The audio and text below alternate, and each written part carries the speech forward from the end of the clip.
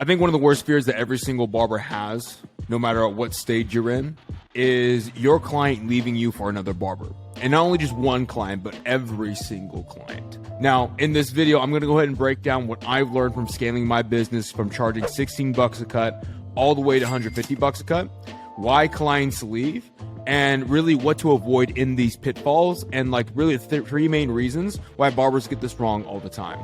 Reason number one, when I was starting barbering back in 2014, 2015, starting it in the shop, my very first shop we went into, nobody knew how to run a business.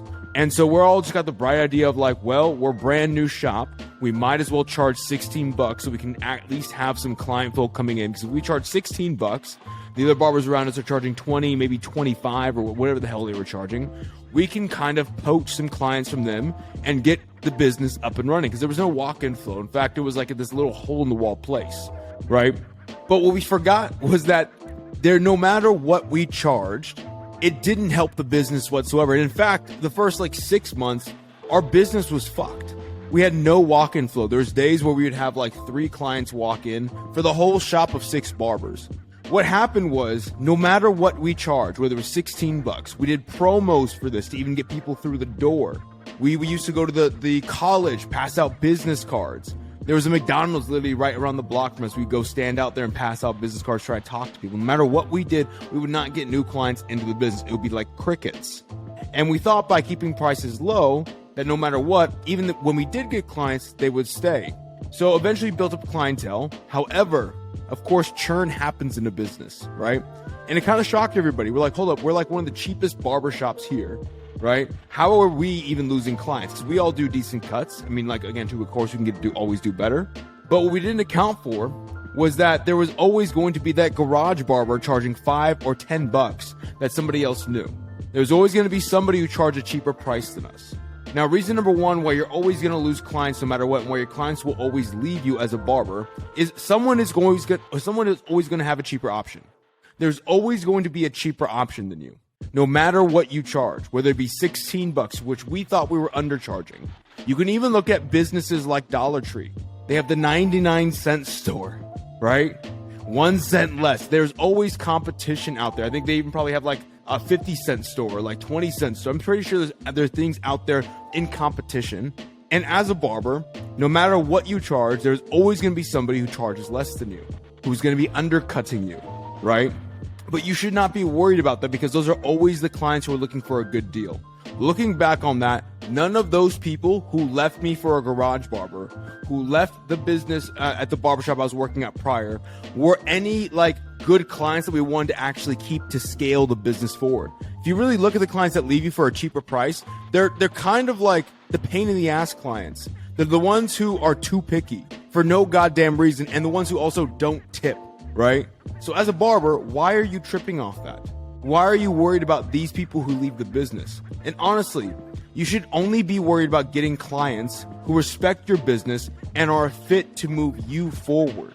However, there are a lot of barbers who always like complain or who always are stressed the fuck out about clients leaving for somebody cheaper. Now, does this mean you can go ahead and charging more? Absolutely not. We'll get into that a little bit later because that could also be a very detrimental thing as well too if you just start hiking up prices. But this doesn't mean, what I want to get the point across, this doesn't mean that you charge a less price trying to undercut or keep clients. Or better yet, this is another one I see a lot of barbers doing, grandfathering clients in because they're afraid to lose clients if they charge too much that they're going to go to somebody else, right? No matter what, they're always going to go to somebody else. In the Elevated Mentorship program, we always have every single barber cut out all of this bullcrap. Any added bullshit services like lineups, cleanups, anything of like hot towel shakes that you just don't really do. Cut out all the grandfathering and price points. Cut out even kids cuts, seniors cuts. Everybody's same price point. Because it doesn't make any sense at all for you to charge a cheaper price point just to keep a client. And for those who listen to podcasts, that's in quotation marks. Because you're not really going to keep the client. You're kind of giving a bullshit reason why they should pay you less. And you're kind of just taking money out your goddamn pocket. So there's always going to be somebody who charges a cheaper price point. Don't worry about like keeping prices low to stay competitive. There's nothing of that sort. we'll get into this later as well too. The only competitive markets that need to keep prices low are the ones who are like Amazon, right? Who serve a mass market. Barbers, you're not going to cut every fucking person in the world, right? You're just not. You're not for everybody. You are for a specific niche of people to solve a problem for. Charging low prices only warrants when you are going after a mass market. Unless you want to be cutting 200 heads a week, you don't want to be in a mass market. You shouldn't be in a mass market, and you should not set your business up to run as a mass market business. You are a one-to-one business in person, okay? You cannot cut everybody. I don't care how hard you hustle or how hard you think you grind. It's not possible. So that's at least reason number one why your clients leave barbers for a reason. Because again, too, at some point in time, someone is going to charge less than you. And those clients weed themselves out, and you don't need them in your business. Reason number two. Now, after we kind of learned this, of course, like, you know, it's kind of dumb. We fucking raised our prices up to $20, right? So I was charging $16 for like 2 years, and we're like, okay, this isn't working. Let's at least like give ourselves a price bump. Let's go up to $20, but let's also add some more services in. Let's like add a hot towel in here. Let's make sure we know how to like do a hot towel shave. Let's make sure we know how to style hair. Let's make sure we know how to like sell products to our clients and everything of that sort, right? And again, too, what I tried to do was try to learn every single service, every single haircut to try and cut, only to still lose clients who cut better and do those services better than me. And it didn't make sense. I was fighting an uphill battle at that point in time. Because no matter how much I tried to improve my work, again, there was always somebody better than me. And that's reason number two why clients will always leave you as a barber. Someone always cuts better than you. Someone gives a better service than you. It does not make any fucking sense why you would try to improve something that is your weakest point and make that your main focal point, right? You don't see any NFL team or any professional team for that matter put their third string, whatever position, starting the game over their star player. You see the stars first string players getting all the playing time, right? And the game plan. I mean, again, this is so fucking broad because like, there's so many sports running through my heads. Let's just take like football for instance, right? You're not gonna fucking have a Tom Brady. You're not going to have a Tom Brady offense with a Lamar Jackson quarterback. For those of you who don't know football, you're not going to have a pocket passer with somebody who can also run the ball as well too, right? As well as Lamar Jackson. You're also not going to go ahead and have your fucking third string quarterback start over Tom Brady. You're just not going to do that. However, when it comes to barbers, for some reason, everybody wants to try and improve their skill set across the whole haircut. Like every single haircut. They want to cut every single person. And if we go back to reason number one, you legit can't cut everybody. Somebody will always charge less than you, right? And again, too, you cannot cut everybody. So why are you trying to learn how to cut somebody when that business model is flawed? You cannot cut everybody in a single day. You are fixed to a certain amount of heads you can cut every single day. If that wasn't fixed, that wasn't a fixed variable, of course, learn every single haircut. But you will not cut or service every single person. In fact, you should only focus on 1 to 2 focal points or problems to find solutions for or solve the best and just be the best at that. You do not want to be a jack of all trades barber. A jack of all trades barber charges the least amount. A specialized barber, someone who focuses on a specific problem and one niche, can scale because their marketing can be all dialed in. Their conversion rates, we exactly know who we're trying to convert on and why this doesn't convert. And we also have all of our focus going towards one skill set. And think about it like this. Who's actually going to have a masterful level of skill? Someone who's focused on 50 different haircuts or somebody who's focused on one haircut? What's that Bruce Lee saying? Who do you fear? The man who knows how to throw, who's thrown 1,000 punches one time, or the man who throws one punch 1,000 times? Exactly. Because they have practice in it. They have mastered it. They have improved it. They have made it more efficient. They found even deeper problems. You can't figure out deeper problems without extreme focus. Now, for those of you who are charging under $75, which is the majority of you who are probably listening to this, this doesn't matter whatsoever, because you cannot go specific when you're charging anything under 75. Hell, even under 80 bucks. Under 80 bucks is like you are still in a wide open market. And if you're charging under 80 bucks, you still, I don't care how long you've been cutting hair for, you have some type of foundational work still to do on your haircut, your fade, the transition, the lineup, the beard work, styling, detail work. There's something to be improved upon. Everybody has it. And if you say you don't, you are fucking dumb. You are just blind to the fact that you are not good at your business. And in fact, if you be like, I'm good at everything, you are the one that sucks the most. Those are the people who suck the most. Everybody's played with that person in high school on their high school whatever sports team that thought they were the shit, and everybody's like, what the fuck, you suck ass, bro. And they thought that their shit did not stink. They thought they were the tight, and that's literally most barbers, because they just don't have the awareness to say, yeah, you know what? I'm kind of ass at this. I can get better at this. Just because you have clientele, just because you are booked out at 40 bucks, doesn't mean shit. It really doesn't. Try getting booked out 200 bucks. That's when everybody's nuts shrivel up. Oh man, I don't know if I can go to 200 bucks. Exactly. There's work to be done. You're afraid to lose clients. Why would you be afraid to lose clients if you're so confident in your work? Exactly. Because you know you can't get clients at a higher price point. You don't know how to market. Your product's not all the way there. Everybody has it. I had it all the time. Now, with this reason number 2, again, somebody will always cut better than you. But the thing that you can work on now is, again, have hyper focus on just your strong suits. Pick 1 or 2 things. I was only good at really beards. I legit was only, I'm not even gonna say pretty good. I was only decent at beards and okay with shear work. I had to teach myself shear work later on because that's what my clientele morphed into at a higher price point. But prior to that, I kind of knew how to do a beard pretty decently. I knew the problems. Could I have gotten so much better at that if I'd been cutting longer? Absolutely, right? Remember, I scaled from it was from 16 bucks to 200 or to 150 in like 3 years. I could have learned so much more. I could have taken more time if I wanted to. In fact, the majority of this time on this main focal point, when I really realized this, I was like, oh man, I was so dumb to be trying to figure out all this shit prior. Everybody wastes time. Now, am I saying the thing with this too is that majority of you understand this. When you get to higher price points, you have a very different clientele. You're just not going to be cutting the clients who you think you're going to be cutting.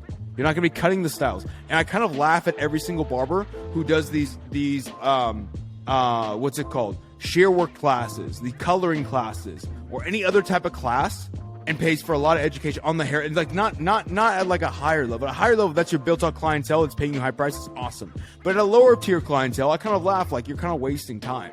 This is not going to help you get new clients. In fact, this is going to take you more time because now you're more obsessed with cutting hair better instead of running an actual business that's profitable and making more money.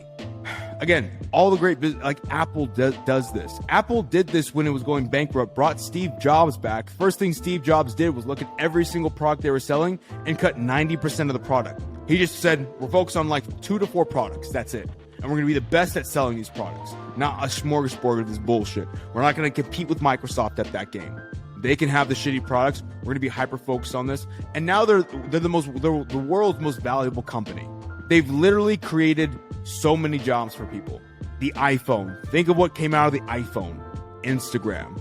My business came out of Instagram, right? So many other people's businesses came from Instagram. The only reason why they got there didn't come from Microsoft. It came from the iPhone, right? So when you become hyper focused, you can be the best in your field. Hopefully that actually gets my point across. Now, reason number 3. So after these 2 points, again, I try to keep prices low for a while. Because again, I wanted to keep prices still, even though I wasn't keeping them so low at 16 bucks. I didn't want to go too high because I didn't want to drive my clients away on my own. Because I already know clients, no matter what, were going to leave me for barbers who charge a lesser price point. So like, fuck, I already bumped it up a little bit. I'm not trying to self-sabotage my business by going up even more, right? I'm not trying to drive my own clients away by charging more. But reason number 3, why, and this is why your clients should leave you, is because eventually you should become too expensive for them. But the majority of barbers, you will hear this and think you need to hike up prices. And I'm telling you this right now, please do not do that. You're playing a game of Russian roulette. What I'm saying is you need to understand how to run the business at scale and generate new clients at a higher price point before you actually start hiking your prices up. Because again, too, this is like what most barbers do in raising prices is playing Russian roulette. And Russian roulette, you'll load a bullet into a chamber of a gun, hold it to your head, you pull a trigger, maybe you die, maybe you don't. Maybe the bullet comes out, maybe it doesn't. And that's how barbers raise prices. They pull the trigger on raising prices, like, I didn't fuck my business up. All right, cool, we can go it again. And guess what? Eventually you're gonna get got. Now, understand this. Every single business has variables for scale. Most barbers think that the variables for scale of barbering is going to be cutting as many heads as humanly possible. It's not going to work that way. In a one-to-one business, this is not how business can scale. In a business like SaaS, which is software as a service, right? In the SaaS companies where your product scale to an infinite amount of people, it doesn't matter. All that, like, as long as the code can withhold how many people are on the, whether it be the software, the app, the website, whatever it is that you serve, and it doesn't break or fail, you're good. And all it comes down to is keeping people on the platform and keeping people on that monthly retainer. But in a person-to-person business, in a one-to-one business like barbering is, you don't have that. You can't service hundreds of people. You can't scale that way and keep prices low, which again, barbers think, okay, that is business, but you have to understand why that works in business. One-to-one, that does not work. But we do have one variable we can work with, and that's our pricing to scale. If we can scale our pricing, we can then increase our income and scale that as well too. Now, the thing with this, you have to be able to understand how to tap into different markets to continue to grow, to get new clients. It's not just the fact that you raise prices up and all of a sudden everyone's gonna be like, oh my God, you raise prices, you're so worth it, and you know you're worth, and they're gonna come to you. That's not how life works, that's not how business works, right? Understand that you should go down this pathway. Because when I was charging $16, all the way when I was charging $150, I only had 3 clients still with me at $150 that was with me at 16. Only 3 clients. That means I drove away the majority of my clientele, 99% of my clientele. I forced them out. But what majority of barbers do is they force them out without a plan. You can't do this without a plan. The reason why you see barbers like who we have, like as Joel, who goes from 60 to 200 in 8 months, scales up from 6K a month to 29K a month. The reason why they're able to do this in a very short amount of time frame is because they actually have a plan, know exactly what to do. Now, you can scale up pricing. Nobody's stopping you. But I'm saying that's not going to be the smartest thing in your business if you want to be in business long term. Take, for instance, Anthony, who we were working with as well, too. One of our case studies. He was going to work with us, decided not to, started hiking prices up, and eventually drove his clientele away to where he's only cutting 5 heads a week. And barbers think that this is actually a strategy. It's not. You can't have a hope and pray strategy. You should become too expensive for your clients. But you should also be just the right price point for a different type of clientele who you've yet to serve. So, to kind of recap on this, overall 3 main reasons why clients leave barbers. First one, obviously, someone is always going to charge cheaper. Do not worry about this. This is not your main focus. Do not stress over this. What you should be worried about is getting the right clients into your business. That way, when these people do leave, it's like about fucking time they left. Because they will leave. So it's in your best interest as a barber to hedge your bets and try to start generating new clients. Reason number 2, someone will always cut better than you. Clients will always find a barber who serves their problem best, and that's fine. What you should do, and that should be feedback for you, that you don't serve that market of clientele properly. You do not serve that problem properly. You should not focus on trying to improve that skill set. Instead, you should look at the clients who stick in your business and figure out how you can improve and double down on what you're already great at. Do not try to make whatever you're below average at up to your average level, because then you're just gonna be average overall. Throw all that below average shit away. What you're average at, make yourself pretty fucking decent or good at. And then from there, make yourself great at that. And then throw the other shit away. You want to be known for one or two things. Apple's known for off the top of my head, when you say Apple, I think Mac and I think iPhone. I don't think anything else. Of course, they sell other products now, but I don't think of anything else. They're known for that. And you should think of your business as the exact same way. You should not be the guy who cuts hair amazingly well or does all types of fades.